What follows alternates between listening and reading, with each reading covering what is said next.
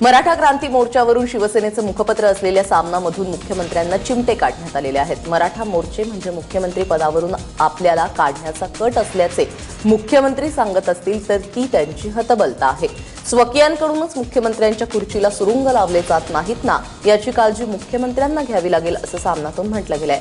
त्याचबरोबर मराठा समाजाचे मोर्चे म्हणजे एका दगडात अनेक पक्षी मारण्याचे डावपेच दिसतात। दगड भिरकावले आहेत, कुणाकुणाची कपाळे फुटतात ते लवकरच दिसेल असंही सामनाच्या अग्रलेखात म्हटलं गेलंय। काल जालना, लातूर आणि अकोल्यात या तीनही प्रमुख शहरांवरच्या रस्त्यांवरती मुंगीला शिरायला देखील जागा नव्हती, कारण मराठा मूक मोर्चामध्ये सहभागी होण्यासाठी तीनही जिल्ह्यांमध्ये लाखोंची गर्दी जमा झाली। महिला, वृद्ध, तरुण आणि शेतकरी वर्गाने यामध्ये उत्स्फूर्त प्रतिसाद नोंदवला। जालन्यातील मोर्चात भाजपचे बबनराव लोणीकर, अर्जुन खोतकर, रावसाहेब दानवे आणि राष्ट्रवादीचे राजेश टोपे यांनी हजेरी लावली।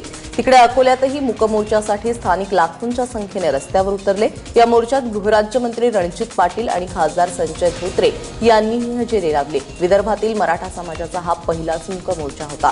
तर लातूरमध्ये निघालेल्या मूक मोर्चात विलासराव देशमुख यांचे सुपुत्र धीरज देशमुख सहभागी झाले होते। मराठा समाजाचे मोर्चे लाखोंच्या संख्येने जरी निघत असले तरी या मोर्चातील शिस्तीबद्दल सर्वांकडूनच कौतुक केलं जात आहे। शिस्तीबरोबरच या विराट मोर्चात सामाजिक भारही जपलं जात असल्याचं काल उघडकीस आलं। जालन्यामध्ये ज्या मार्गावरून मराठा समाजाचा मोर्चा जात होता त्याच मार्गावरून एक रुग्णवाहिका जात होती, तेव्हा मोर्चेकऱ्यांनी सामाजिक भान जपत या रुग्णवाहिकेला वाट मोकळी करून दिली। तसंच मोर्चा आटोपल्यानंतर मार्गावरचा कचरा उचलण्यासाठी शेकडो हात गुंतले होते।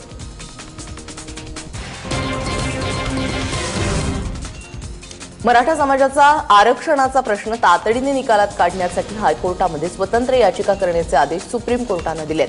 गेल्या 15 महिन्यांपासून हायकोर्टामध्ये प्रलंबित असलेली मराठा आरक्षणाची याचिका लवकरच निकालात काढावी अशी मागणी करत औरंगाबादच्या विनोद पाटील यांनी सुप्रीम कोर्टाचं दार ठोठावलं होतं।